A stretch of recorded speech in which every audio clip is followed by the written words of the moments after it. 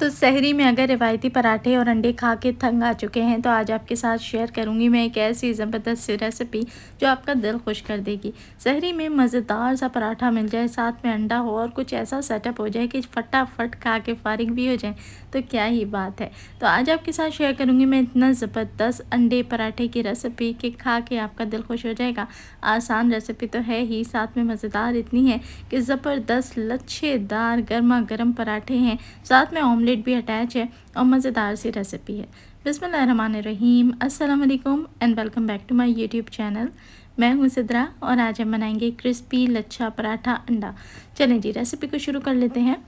तो इसके लिए सबसे पहले आटा हमने पहले ही गूंद के रेडी कर लेना है। तो मेरे पास मौजूद है 1.5 कप के जितना मैदा। इसमें शामिल करूंगी मैं आधा चम्मच के जितना नमक और 2 टेबल स्पून मैंने इसके अंदर शामिल कर दिया है कुकिंग ऑयल। अब थोड़ा थोड़ा पानी ऐड करके ना इसको हमने गूंदना है। अगर आप चाहें तो मैदे की जगह गेहूं के आटे का इस्तेमाल कर सकते हैं, उससे भी बेहतरीन पराठे बनते हैं। लेकिन अगर आपको क्रिस्पी पराठा चाहिए तो आप मैदे का इस्तेमाल करें, इससे पराठे बेहतर और ज़्यादा क्रिस्पी बनते हैं। चलें जी, थोड़ा थोड़ा सा पानी ऐड करते जाएं। रूम टेम्परेचर पानी शामिल कर रही हूँ और साथ ही साथ आटे को गूंदती चली जाऊँगी। अब इतना अच्छे से आपने आटे को गूंदना है कि लचकदार आटा बन के रेडी हो। तो पानी को ज़रा मुनासिब करके ऐड करें, एकदम से इकट्ठा करके ज़्यादा पानी ना शामिल कर दें, जिसकी वजह से आटा जो है वो इतना लूज़ हो जाता है कि पराठे सही से बनते नहीं हैं। अच्छा, इसमें सही से बल कैसे देने हैं वो भी आज मैं आपके साथ बहुत ही सिंपल तरीके से टिप शेयर करूंगी, तो फिर आपने वीडियो को मुकम्मल ज़रूर देखना है।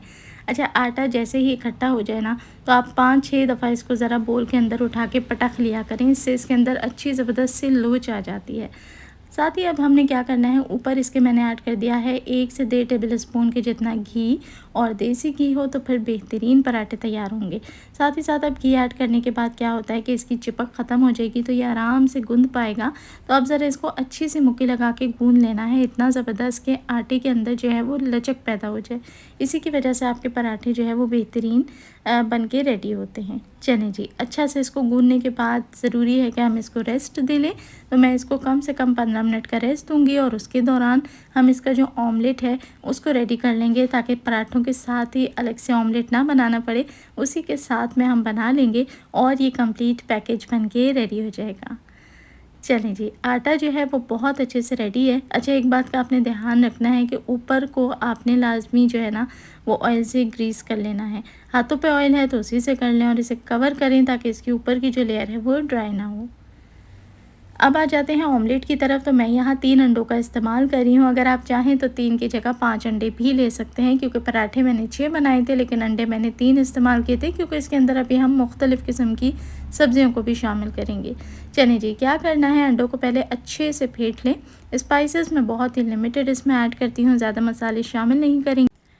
तो चलें जी, अब इसमें ऐड करते हैं नमक। नमक हस्बे ज़ायका शामिल करें। हाफ़ टी स्पून के जितनी दड़ा मिर्च ऐड करी है, ज़ीरा जाएगा इसके अंदर हाफ़ टी स्पून और अच्छे से मिक्स कर लें। ये सफ़ेद ज़ीरा मैंने इसके अंदर शामिल किया है। और अब मैं इसके अंदर शामिल करूँगी कुछ मज़ेदार सी क्रंची वेजिटेबल्स, जिससे जो पराठा है वो बहुत ही क्रंची बन के रेडी होगा। अच्छा, मैं इस्तेमाल कर रही हूँ शिमला मिर्च, टमाटर और साथ ही हरा प्याज। तो शिमला मिर्च को आपने इस तरीके से बारीक बारीक लंबा काटना है और फिर छोटे छोटे चंक्स में इसको चॉप कर लेना है और रख देंगे इसको एक तरफ।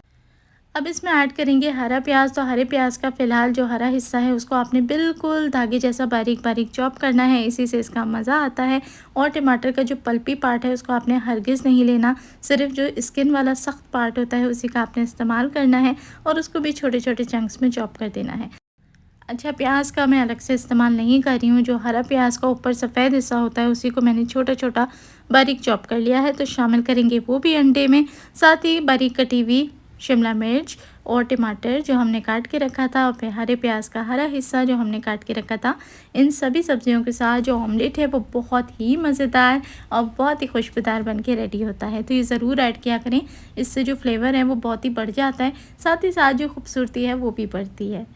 तो सब्जियों के साथ इसे अच्छे से हमने मिक्स कर लेना है। अगर आप चाहें तो इस स्टेज पे आप बॉईल किया हुआ चिकन भी इसके अंदर शामिल कर सकते हैं। चलिए जी, ऑमलेट रेडी हो गया, इसे रख दें आप एक तरफ और आ जाते हैं आटे की तरफ, जिसको हमने रेस्ट दे के रखा था। अच्छा, रेस्ट के बाद ये बिल्कुल अच्छे से सेट हो चुका है। माशाल्लाह से इसकी शक्ल बता रही है कि ये बहुत अच्छे तरीके से रेडी हो चुका है। एक बार फिर से इसे अच्छे से गूंद लेंगे और गूंदने के बाद अब हमने इसके पेड़े बनाना शुरू करने हैं। तो सिंपल सी रेसिपी है, अगर आप इसकी प्रिपरेशन रात में ही करके रखेंगे तो सहरी में आपका काम मज़ीद हाफ़ हो जाएगा। अगर आप इसको सहरी के लिए बनाना चाहते हैं तो आपने आटा भी पहले से गूँध के रखना है और इसके बल बना के, पेड़े बना के सब कुछ रेडी करके रखें। ऑमलेट की प्रिपरेशन भी रात में ही करके फ्रिज में रखी जा सकती है। सुबह के टाइम आपने सिर्फ तवे पे पराठे डालने हैं, उस पर अंडा लगाना है और सेक लेना है। गर्मा गर्म क्रिस्पी पराठे सहरी में बन के रेडी होंगे और आपके टाइम की भी बचत हो जाएगी। चलें जी, अब लेना है हमने इसी तरीके से सारे पेड़ों को रेडी करने के बाद एक पेड़ा, और अब हमने इसको बेलना शुरू करना है। शुरू के टाइम पे आपने शेप की इसकी परवाह नहीं करनी है। अगर ये थोड़ा टेढ़ा मेढ़ा भी हो जाता है तो आपने परेशान नहीं होना, क्योंकि अभी इसमें हमने लच्छे क्रिएट करने हैं, बल देने हैं। तो उसके लिए हमें क्या करना है कि इसको दोबारा से गूंदना और बेलना पड़ेगा। तो इसलिए आपने इस स्टेज पे इसको आराम से बेलना है। बहुत ज़्यादा चिपक रहा हो तो फिर आप थोड़ा सा खुश्का लगा के इसको फैला सकते हैं, और एक मीडियम सी रोटी की जितना आपने इसको बेल लेना है। अच्छा, अब आपने क्या करना है, लच्छों को परफेक्ट बनाने के लिए इसके ऊपर अप्लाई करना है घी। तो मैं सिर्फ 1 टेबल स्पून घी लूँगी। बहुत ज़्यादा जो घी है उसका इस्तेमाल या तेल का इस्तेमाल रमज़ान में हमने नहीं करना। वैसे भी नहीं करना चाहिए, लेकिन रमज़ान में स्पेशली इन बातों का ख्याल रखना चाहिए कि क्लीन ईटिंग जितनी भी हो सके वो आप करें। तो घी सिर्फ 1 टेबल स्पून लेंगे और अच्छे से उसको सब तरफ आपने पूरे पराठे के ऊपर फैला देना है। अब यहाँ पर लेंगे थोड़ा सा मैदा। ऊपर से मैदा आपने अच्छे तरीके से खुश्क करना है ताकि इसकी लेयर्स अच्छे से खिल के निकले, और थोड़ी सी मैंने इसमें कलौंजी ऐड कर दी है, टेस्ट अच्छा आ जाता है। अब लच्छे देने के लिए आपने इस तरीके से इसको टाइटली फ़ोल्ड करते जाना है, और हर फोल्ड के बाद इसे ऊपर से प्रेस करके सेट कर दें।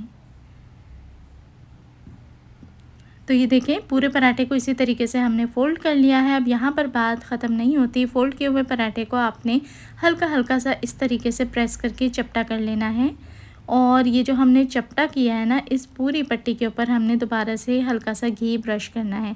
देसी घी होगी तो फिर क्या बात है, पराठे बहुत ही खुशबूदार और मज़ेदार से और हेल्दी बन के रेडी होंगे। बस एक बात का आपने ध्यान रखना है कि अंदर और बाहर लगाने के लिए आपने कुकिंग ऑयल का इस्तेमाल नहीं करना। पराठे जो हैं वो घी में ही अच्छे लगते हैं और घी में ही खस्ता और क्रिस्पी बनते हैं। तो घी लगाने के बाद अब आपने नीचे से इसको इस तरीके से फ़ोल्ड करना शुरू करना है। आप देखेंगे कि बेहतरीन बल वाले पराठे बन के रेडी होंगे। और इसको लॉक करने के लिए मैं आपको क्लियर आगे तक अच्छे से दिखाती हूँ कि आपने इसको जो आखिरी हिस्सा है उससे खींच के ऊपर लेकर आना है, और थोड़ा सा इसे खींचते हुए दोनों साइडों से इसे अंदर फोल्ड कर देना है। इससे क्या होगा कि अच्छे से स्टिक हो जाएगा और हमारा लच्छे वाला यानी बल वाला ज़बरदस्त पेड़ा बन के रेडी है। और इसी तरीके से हम सारे पेड़े बना के रेडी कर लेंगे। तो इतना काम आपने रात में करके रख देना है ताकि सुबह में आपका काम जो है वो आसान हो जाए। अब सहरी में आपने सिर्फ यहाँ से काम शुरू करना है कि आपने लेना है एक पेड़ा और उसे अच्छे से बेलना है, इतना कि हमारा जो पराठा है वो हमारी अच्छी लेंथ के ऊपर रेडी हो जाए। तो क्या करेंगे, हल्का से इसे हाथों में चपटा कर लें, थोड़ा सा खुश्का लगा के इसे बेल लें ताकि एक अच्छी सी रोटी बन के रेडी हो जाए। सहरी के लिए बहुत मज़ेदार और आसान सी रेसिपीज़ पहले भी मैंने आपके साथ शेयर की हैं, लेकिन पराठे की बहुत ज़्यादा रिक्वेस्ट थी कि किसी अच्छे से पराठे की रेसिपी सिखा दें, तो ये रेसिपी आज मैं आप लोगों के लिए लेकर आई हूँ। अब आप देखें, थिकनेस भी देख लें, और इस तरीके से पराठा बन के रेडी है। अब आपने गर्म तवे पे पराठे को ऐड करना है और इसको एक तरफ से मुकम्मल सेकने देना है।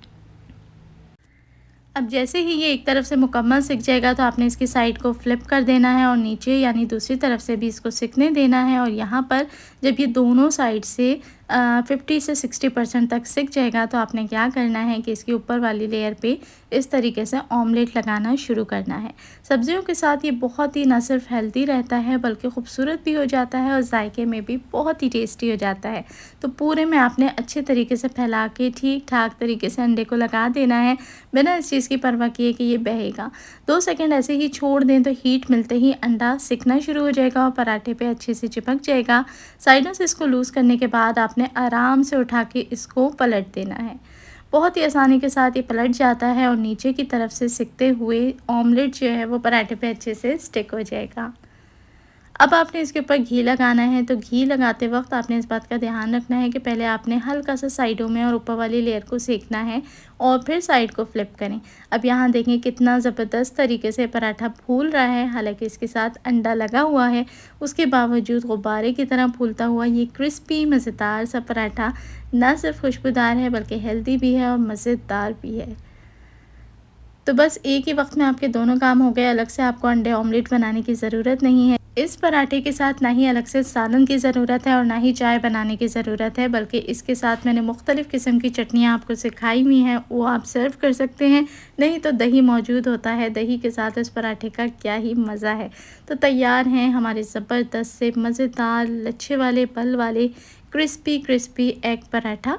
इस रेसिपी को सहरी में ज़रूर ट्राई करें और अपना फ़ीडबैक हमेशा की तरह मुझे कमेंट सेक्शन में ज़रूर दिया करें कि आपको रेसिपी कैसी लगी। अच्छी लगती है तो वीडियो को लाइक करके आगे फ्रेंड्स और फैमिली में शेयर ज़रूर किया करें। और चैनल पे जो लोग नए होते हैं उनसे रिक्वेस्ट है कि सब्सक्राइब का बटन ज़रूर दबाएँ और मुझे दुआओं में याद रखें। और कमेंट सेक्शन में ज़रूर लिखा करें अपने शहर का नाम, अपने मुल्क का नाम, जहाँ से आप मेरी वीडियो को देख रहे होते हैं। तो सहरी की ये मज़ेदार सी रेसिपी तैयार है, ज़रूर ट्राई करें। अपना रखें ढेरों ख्याल। देखने वाले सभी लोगों का बेहद शुक्रिया।